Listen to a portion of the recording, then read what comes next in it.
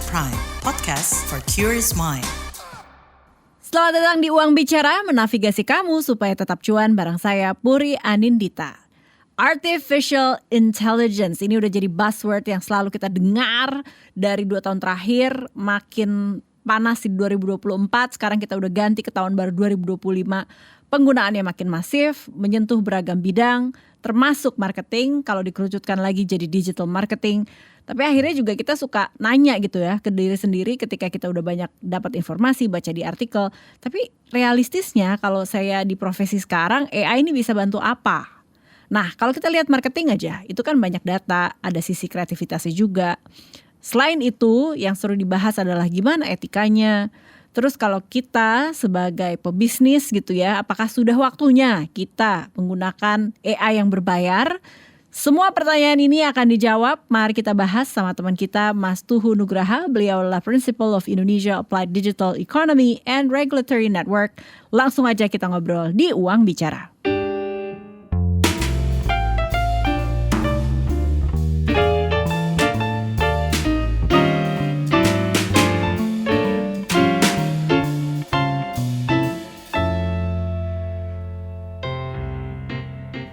Selamat datang Mas Tuhu.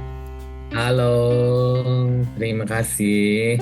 Makasih udah nyempetin Makasih loh udah ngobrol. diundang. Ih, senang. Ini tuh AI itu setiap kali kita datang ke sebuah talk show gitu ya, atau workshop kantor pasti dibahas.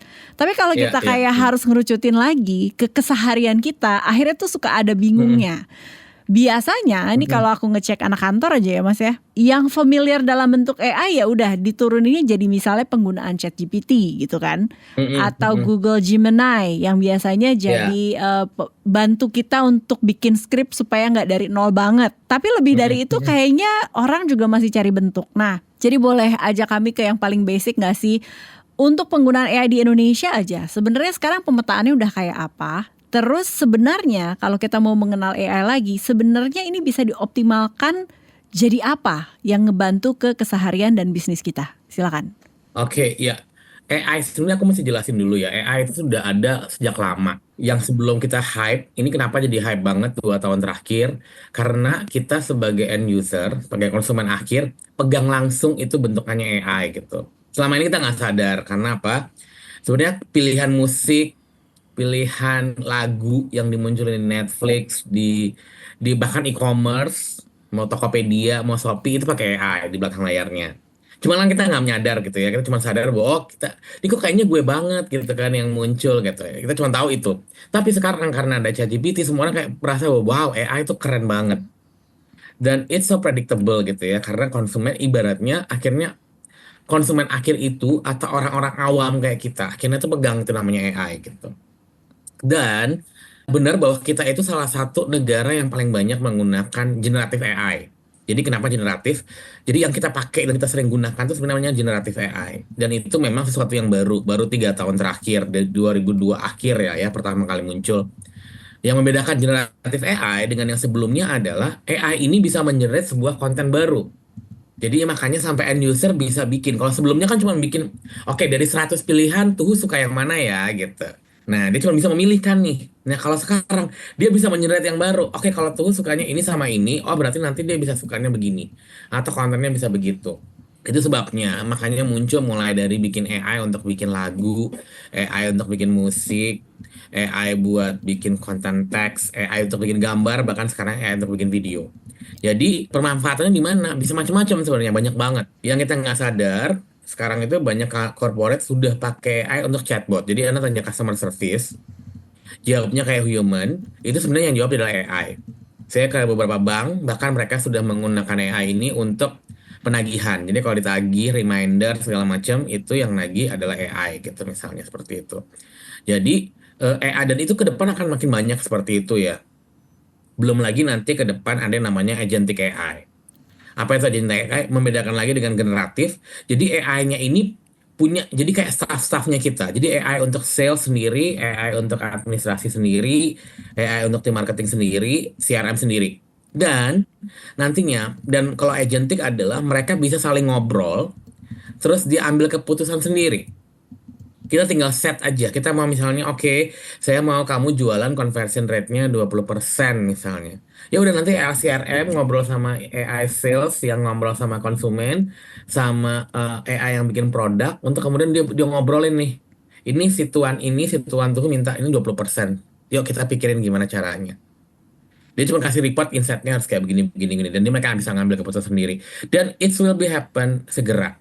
Karena 2025 itu nanti trennya agentic AI. Kemarin aku sempat nulis di Investor Daily juga soal agentic AI ini. Dan itu akan lebih heboh gitu ya. Akan banyak pekerjaan-pekerjaan yang bisa dilakukan oleh AI. Dalam arti ya, nanti kalau ngomongin perusahaan, kita nggak punya banyak tim marketing, cukup AI yang menjadi tim marketingnya kita. Dia bisa bekerja 24 jam.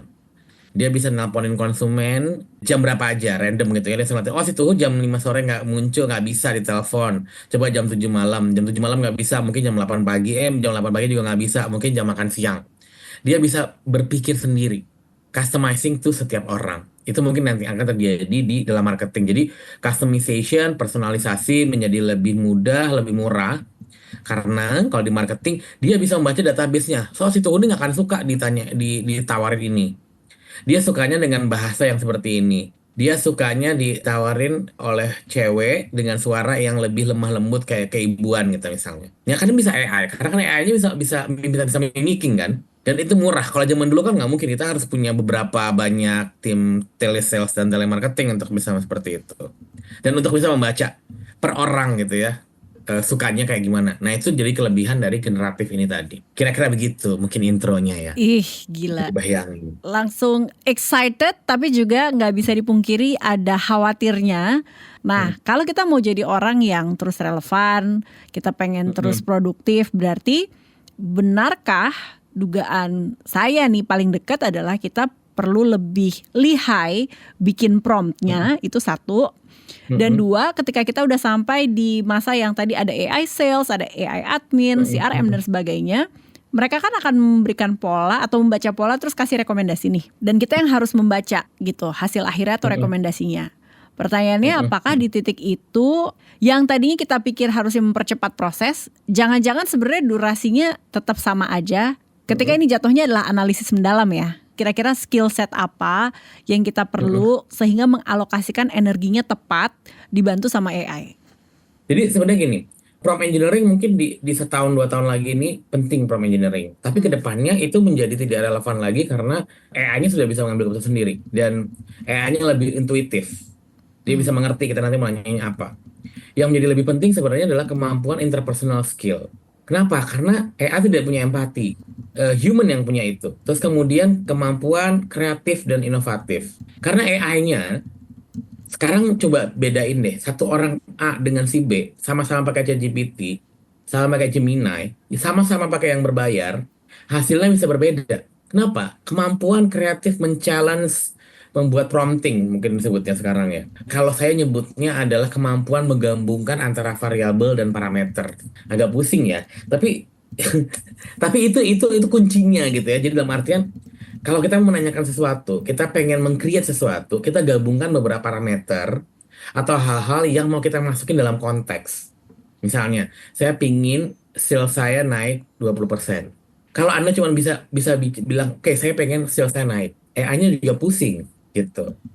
Kita harus kasih variabel yang lebih jelas. Saya mau naik 20%. Nah, parameter itu menentukan 20% dalam berapa lama? Dalam 3 bulan. Untuk segmen yang mana? Saya pengen di segmen perempuan, urban, dengan penghasilan 5 juta sampai 10 juta. Itu namanya bikin parameter. Dikasih konteks yang lebih jelas, sehingga AI-nya bekerja lebih spesifik. Semakin spesifik, maka dia makin tahu. Makanya beberapa orang sampai nanya gitu kan, saya lagi bikin banyak project juga, AI, OpenAI, ChatGPT dibikinin chatbot. Mas, ini perlu dibikin onboarding, gimana cara pakainya? Enggak, cara pakainya sama kayak bikin WA, sama kayak ber-WA Ria. Masalahnya adalah, kok ini pada nggak bisa? Masalahnya pada nggak bisa nanya, karena kita tidak terbiasa bertanya. Kalau kita tidak punya critical thinking, kita tidak biasa untuk bertanya ke situ, sehingga ini jadi dumb. Ini pernah terjadi, teman saya pernah nanya, teman saya sendiri, saya ingat banget dia bilangin, saya bikin apaan nih Beb? Saya bikin konten buat sosial media, hasilnya biasa-biasa aja. Emang kamu promptingnya gimana? Iya, bikinin konten yang engagementnya tinggi. Aku langsung shock gitu. Ya pastinya nggak akan jadi apa-apa. Ternyata kompetensi itu nggak gampang. Karena saya udah jadi terbiasa ya, kalau kayak saya kan hampir tiap hari saya pakai AI gitu ya untuk brainstorming, untuk cari informasi, cek data, terus kemudian nyari solusi, nyari alternatif solusinya harus ngapain aja, alasannya apa dan lain-lain gitu. Dan itu yang harus kita kita kita train juga gitu ya. Kenapa? Karena tadi benar bahwa orang-orang yang bisa pakai AI akan mengalahkan orang yang nggak bisa pakai AI. Hmm. Dan AI-nya dipakai buat apa gitu tadi itu yang menjadi itu yang menjadi bagi saya agak mengkhawatirkan ya. Kebetulan saya juga jadi dosen kan. Kebetulan sekarang juga di LSPR itu mereka bikin Center for AI and Communication Technology. Hmm. Jadi saya salah satu jadi managing directornya. Kita mau menggali banyak hal nih dari kompetensi sampai kemudian etikanya mau kayak gimana. Dan Yes. banyak banget hal yang harus dilakukan dan kita nggak bisa mundur. Bisa nggak sih kita nggak pakai AI aja? Bisa. Tapi yang paling kamu paling agak-agak kelaparan aja, nggak punya pekerjaan atau di silent firing gitu sama bosnya gitu. Karena kerjaan jadi lambat kan. Kerjanya jadi lebih lambat, sementara yang lainnya udah ngerjain 10, kita baru ngerjain satu gitu. Sama aja kayak begini deh. Sama aja kayak orang sudah pindah pakai komputer, terus kamu masih pakai mesin ketik. Nah ini sama aja nih, karena saya kenapa bilang begitu, karena saya masih mengalami era-era mesin ketik gitu ya. Terus kemudian, oke saya mau pakai mesin ketik aja, atau saya tulis tangan aja nggak usah pakai komputer gitu ya nggak bisa karena society-nya maunya standarnya komputer rapi nggak ada meleot-meleot gitu ya nggak ada bekas tipek gitu nah ini tuh sama juga gitu mereka pengennya semuanya precise keren gitu-gitu. Nah, Mm-mm. sekarang ada juga bisnis-bisnis yang butuh analisis gitu kan, Ya. data. Mm-mm. Kita suka lihat servis-servis yang masih gratis, ada juga yang Betul. berbayar. Hmm. Sejauh mana menurut Mas Tuhu dan di titik mana menurut Mas Tuhu perusahaan atau bisnis kita perlu invest lebih banyak ke layanan-layanan berbayar? Nah saya udah pernah pakai yang gratis dan sekarang saya pakai di Gemini dan JetGPT yang berbayar jauh hasilnya berbeda. Jadi ibaratnya gini, sederhananya, kalau kita pakai yang gratisan, kita meng-hire karyawan lulusan SMP atau SMA. Jadi cara berpikir dia basic, sebasic-basicnya. Hanya untuk menjawab pertanyaan, apa itu marketing, apa itu sales, bagaimana menghitung ini, itu dia bisa. Tapi kalau udah ngomongin analisis, kita pengen tolong analisis dari data yang saya punya ini, siapa customer paling potensial, bagaimana profitability customer, bagaimana ini, bagaimana konten saya udah menarik apa belum. Kalau kamu jadi konsultan branding, apa yang harus dilakukan? Nggak bisa pakai yang gratisan. Karena tadi, jadi di dalam ChatGPT sendiri itu nanti ada ibaratnya tuh model. Model itu adalah ibaratnya kemampuan dia berpikir. Hmm. Jadi ibaratnya kayak grade lulusan S1, S2, S3 gitu-gitu. Jadi kalau tadi gratisan dan dia kan bisa jadi staff. Dia staffnya bisa macam-macam ya. Dia dipanggil sebagai ahli komunikasi, dia dipanggil ada sebagai ahli branding, dia nanti dipanggil sebagai ahli apa gitu. Hmm. Kayak contohnya saya bikin e-order itu pakai ChatGPT.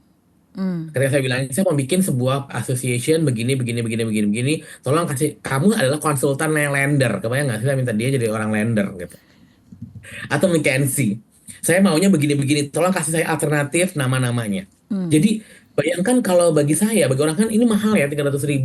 Bagi saya it's cheap. Karena cutting cost, saya harus konsultasi sama konsultan yang mahal, saya bisa kerja 24 jam, saya bisa panggil dia menjadi apapun, gitu ya. Tapi memang balik lagi, kita juga harus punya kemampuan untuk membaca ini.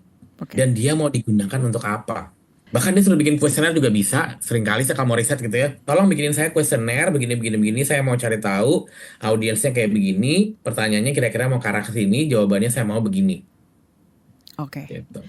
Sekarang mari kita pivot ke obrolan ethics gitu ya. Iya. Ini Mm-mm. gak usah yang terlalu jauh dulu bahwa Iya. penggunaan misalnya musik yang original ternyata Hmm. ketika Hmm. sudah diramu oleh AI gitu kan, ada sebagian Mm-mm. mungkin milik orang lain, tapi ini juga dibikin sama dia, akhirnya Mm-mm. jadi bentuk lain. Misalnya dari A dicampur sama B jadi C gitu kan. Hmm. Hmm. Kemudian Hmm. musisi yang mengeluarkan mungkin beberapa bar atau beat musik dari versi A, dia ngerasa what's in it for me dong kan.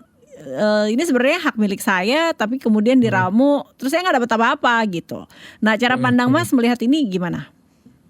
Nah, ini yang menjadi perdebatan gitu ya. AI masih punya banyak masalah kaitannya dengan hak cipta Hmm. gitu ya.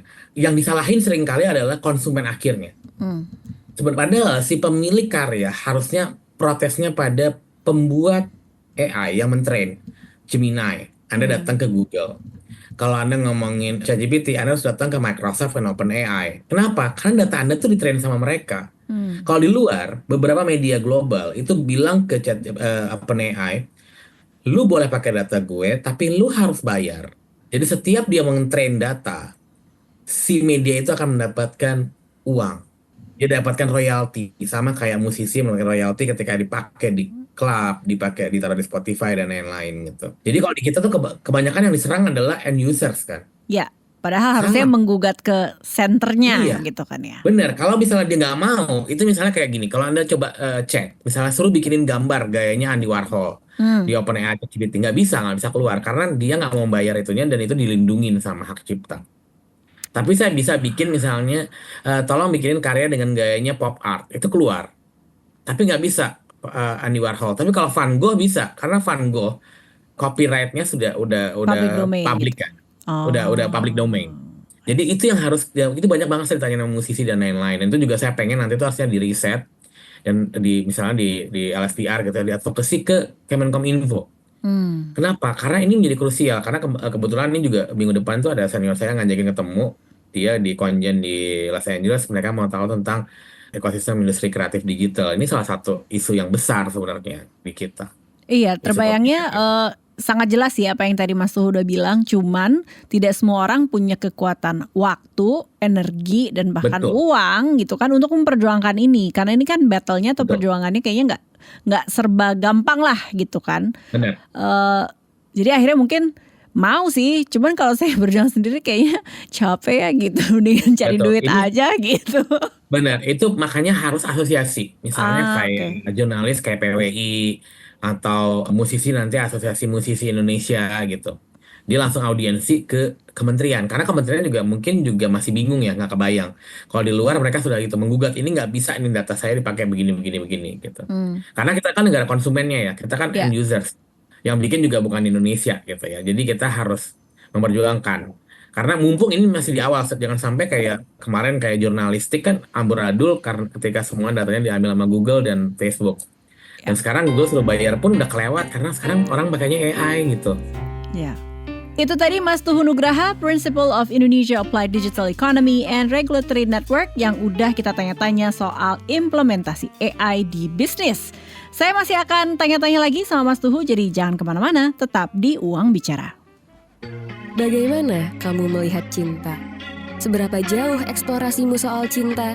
Nikah, pacaran, cinta aja nggak cukup gitu. Tapi kalau saya bilang cinta aja tuh cukup. Makna cinta, Cile, aduh. Pokoknya ketika bilang cinta itu gue cuma tahu kalau you fall in love with the person and the complete package of the person ya. Cinta itu bisa menyenangkan, tapi cinta itu kadang rumit. Tiap orang punya ragam cerita cintanya.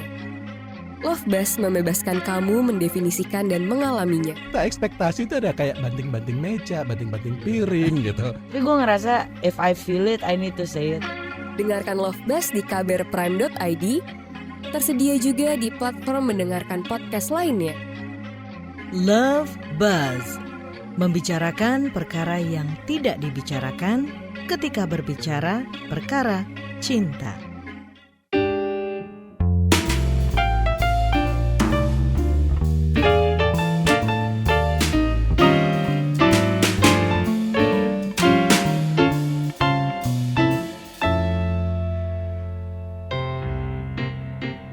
Kamu masih dengerin Uang Bicara, menavigasi kamu supaya tetap cuan bareng saya Puri Anindita. Episode ini kita lagi ngobrolin penggunaan AI, utamanya untuk bisnis, salah satunya marketing, sama Mas Tuhu Nugraha, Principal of Indonesia Applied Digital Economy and Regulatory Network.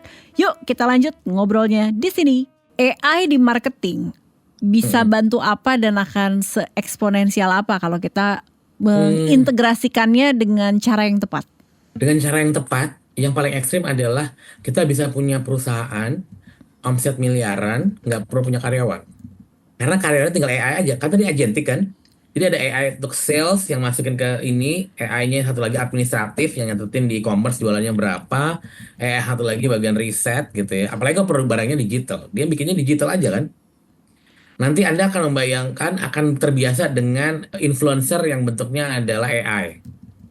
bisa diajakin ngobrol 24 jam. Jadi satu orang kayak saya gitu ya, saya nggak mau muncul, tapi saya bikin aja influencer ada 10 dengan Tapi karakter yang beda-beda. Tapi otentik gak sih? Maksudnya saya tuh masih ada sanksi ya dalam hal ini ketika kita bicara khususnya influencer atau KOL lah. Sebagaimana kita suka lihat di social media.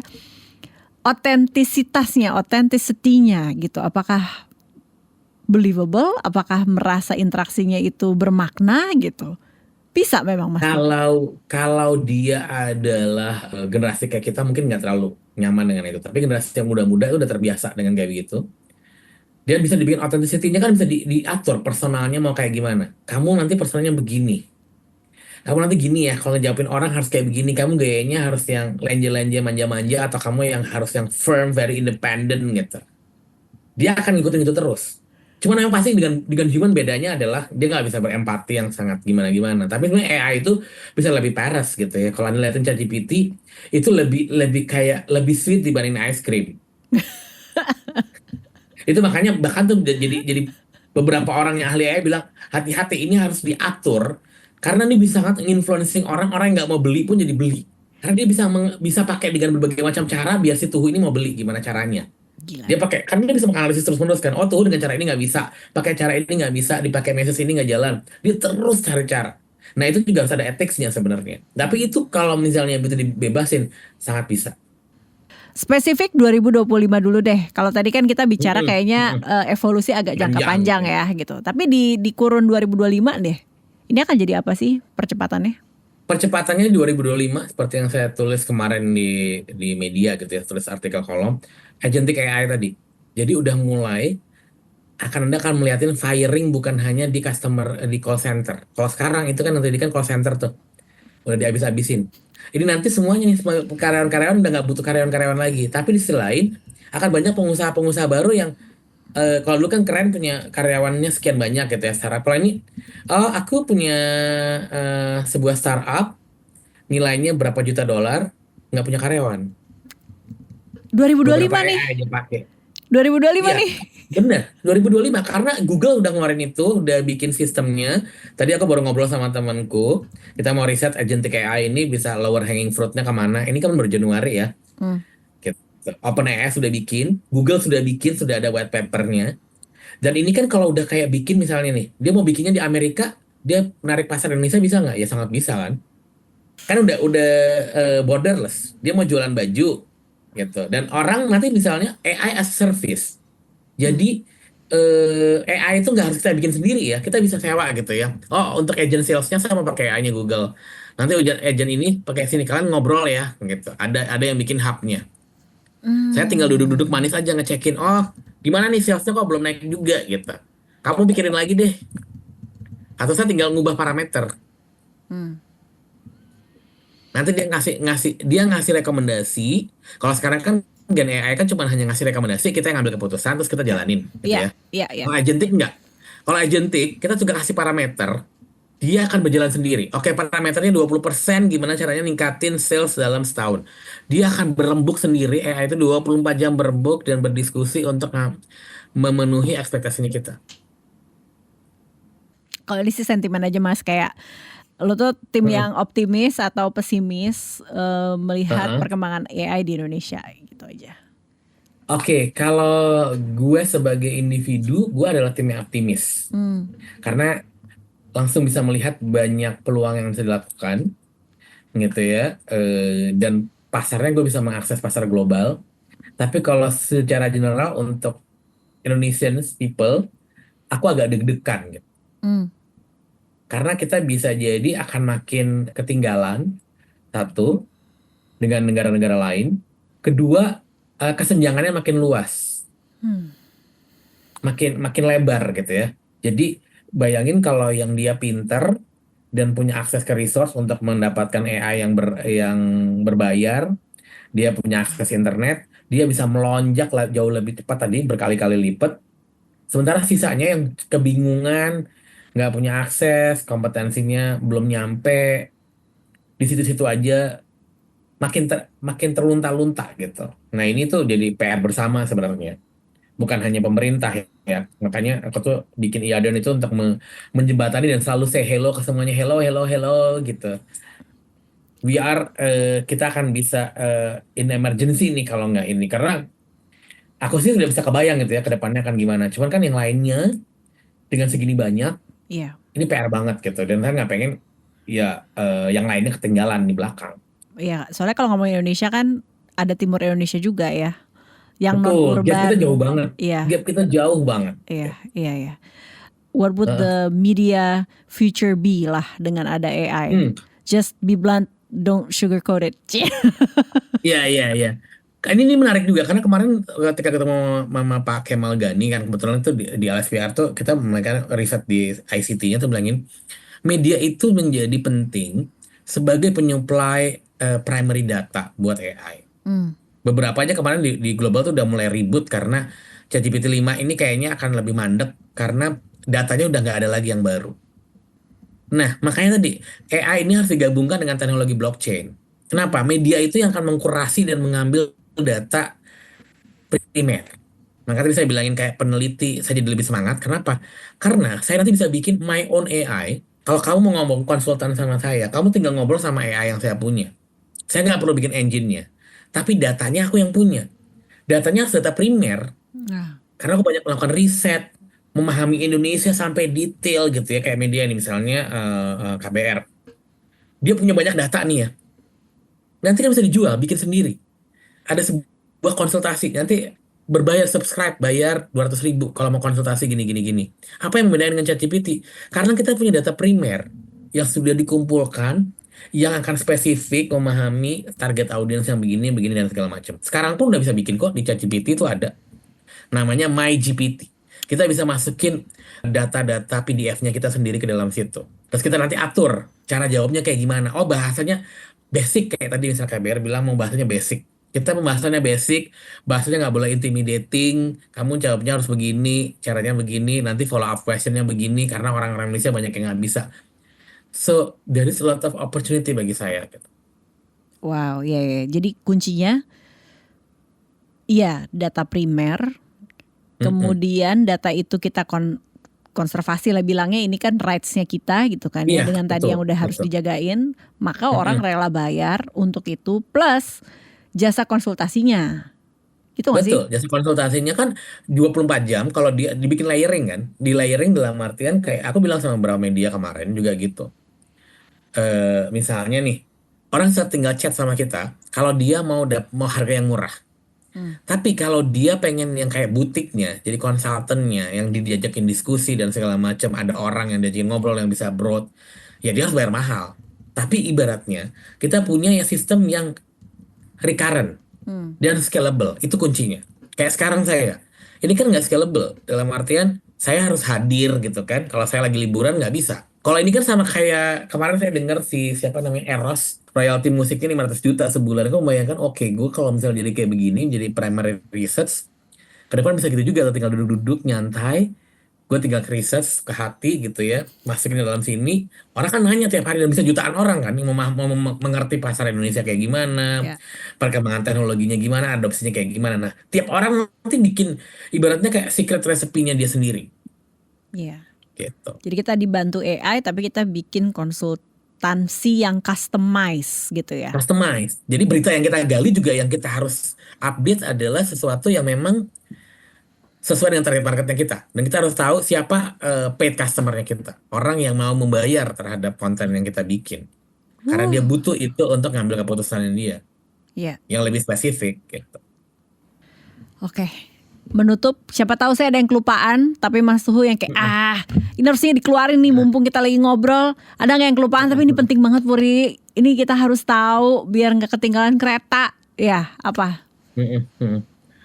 Tadi sebenarnya yang paling penting adalah kemampuan kita untuk agile terhadap perubahan ini.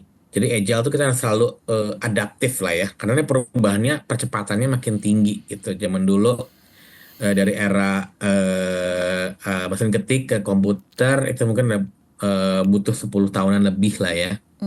Terus masuk internet ke sosial media butuh tahunan. Ini bayangin era AI, generatif AI, tiap bulan itu ada kayak model baru. Udah kayak Zara kalau aku bilangin. Model baru tuh berarti makin canggih, makin lebih enak buat kita. Artinya juga kita harus bergerak lebih gercep, karena kalau enggak kita kalah sama AI-nya. Oke. Gitu ya, kita mendefinisikan ourselves di situ. Dan ini 2025 agentic AI, kita harus meredefine lagi nih sebagai seorang profesional. Kalau sudah ada agent AI, entrepreneurial skill menjadi penting. Jadi yang kita harus punya tuh bukan hard skill gimana ini itu. Entrepreneurial itu apa? Ketika kita bisa berpikir yang tidak bisa dipikir oleh mesin, inovatif, bisa meningkatkan value added. Ya, si Nggak tambah meramunya kita itu sebagai ya, karyawan itu kayak gimana? Kenapa? skill meramunya itu tadi ya. Benar, meramu dan memberikan nilai tambah. Kalaupun kita jadi karyawan, apa sih nilai tambah saya sebagai karyawan? Ya. Saya aja sebenarnya sebagai dosen juga bertanya-tanya. Kemudian saya sebagai dosen, kalau udah ada AI, terus saya fungsinya apa gitu. Jadi kita harus mencari tahu nilai tambah saya dibandingkan mesin ini itu apa. Mesin tidak bisa berempati, mesin tidak bisa mengencouraging, tidak bisa memotivasi. Mesin tidak bisa melakukan riset data primer gitu misalnya. Mesin membantu saya untuk meriset data primer. Nah, tiap profesi harus belajar namanya value added, menciptakan bisnis model dan nilai tambah dia di industri, mau jadi profesional ataupun jadi entrepreneur. Itu berarti the $1 million question ya, yang harus kita jawab sendiri. Betul, harus masing-masing menjawab dan terus-menerus diredefinisi ya. Kalau dibilang itu di global bilangnya setiap 6 bulan kita harus meredefinisi diri sendiri dan belajar lagi. Belajarnya tentu nggak di kampus, bisa jadi belajar lewat online learning. Right. Gitu. Ya persis yang kayaknya investasi sekolah tanda kutip formal yang kita tahu ya boleh-boleh aja gitu, tapi kayaknya dalam hal ini udah butuh yang lebih cepat lagi deh kayaknya. Betul. Sekolah formal itu nanti jadinya untuk mendapatkan network dan pola pikirnya aja. Tapi the new knowledge setiap 6 bulan kita harus belajar di situ. Kita cari lagi meredefine, misalnya pertengahan tahun sama awal tahun tuh kita redefine, kita harus ngambil skill apa dan belajarnya di mana. Wow, dan kita kalau bicara bisnis nih kayak di banyak faktor, mau pendidikan kayak mau itu kayak retail kayak mau jualannya B2B kayak ya sama redefinisi setiap 6 bulan itu tadi. Betul, karena nanti bisa jadi ada pemain baru dengan dia pakai AI untuk salesnya atau dia pakai operations, biayanya lebih murah, kita kalah dong. Ya. Wow. Gitu. Atau dia pakai tadi customer service-nya dia pakai chatbot yang bisa jadi ngobrol, konsumennya bisa dibujuk sehingga mau membeli, bisa lebih efisien, konsumennya lebih dapat experience misalnya, kita udah kalah gitu. Atau kalau B2B misalnya, dia pakai AI untuk membaca data sehingga dia bisa membaca siklus lebih cepat, dia bisa membuat produk lebih bagus. Bahkan contohnya kemarin Adidas, ini menarik banget. Jadi dia bisa bikin produknya belum ada, sepatunya dibikinin pakai Sora. Dia ngecek, kalau ternyata banyak banget yang nanyain produknya baru dibikin. Jadi mindsetnya udah berubah, market research dan segala macam itu benar-benar AI based. Ini desainer cuma berpikir, berimajinasi kayaknya gini lucu kali ya gitu ya. Nggak perlu pakai riset pasar, langsung iklannya dikeluarin. Oke, kalau ada konsumen bilang tertarik membeli, belinya di mana, baru diproduksi. Ternyata ini memang menarik. Karena kenapa ini bisa dilakukan? Karena zaman dulu nggak bisa melakukan itu, nggak ada AI. Iya. Dan itu jadi costly kan. Kalau ini kan jadi nggak costly. Betul. Bayangin itu sampai di ujung begitu loh. Jadi terus kalau kayak begitu, terus kemudian kemarin ketika saya share ke dosen-dosen LSVR, mereka bertanya-tanya. Terus kemudian peran ad agency apa? Nah lo itu. Baru mau bilang, biasanya kan bikin FGD dulu, walaupun masih dummy lah katakanlah kan, tapi masih FGD dulu dan sebagainya. Ini enggak dummy, lempar dulu aja, dapat feedback. Bener. Baru dibikin kan. Itu bukan hanya ad agency loh, riset agency juga jadi nggak berguna kalau kayak begitu kan. Kecuali riset agensinya bisa create dan ngasih tahu ke klien.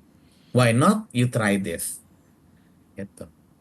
Dan semua industri harus meredefinisikan peran dan fungsinya sehingga dia punya value added dalam value chain business gitu ya, dalam sistem rantai nilai bisnis ini tuh dia ada di mana, kekuatan dia apa.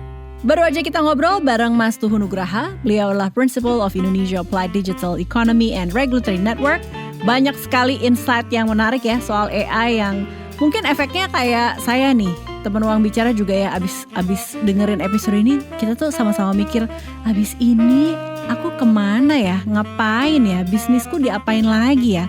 Gak apa-apa, tadi pesannya Mas Suho adalah mari kita pikirkan dan selalu dievaluasi per 6 bulan. Nah, kalau teman uang bicara juga punya kritik, saran, atau justru masukan ide soal topik seputar keuangan dan literasi finansial, boleh banget nih kita bahas di sini. Kirimin emailnya ke podcast@kbrprime.id dengan subjek Uang Bicara. Saya Puri Anindita pamit, dengerin terus Uang Bicara menavigasi kamu supaya tetap cuan setiap Kamis di KBR Prime, Spotify, Noise, dan platform mendengarkan podcast lainnya. Bye for now.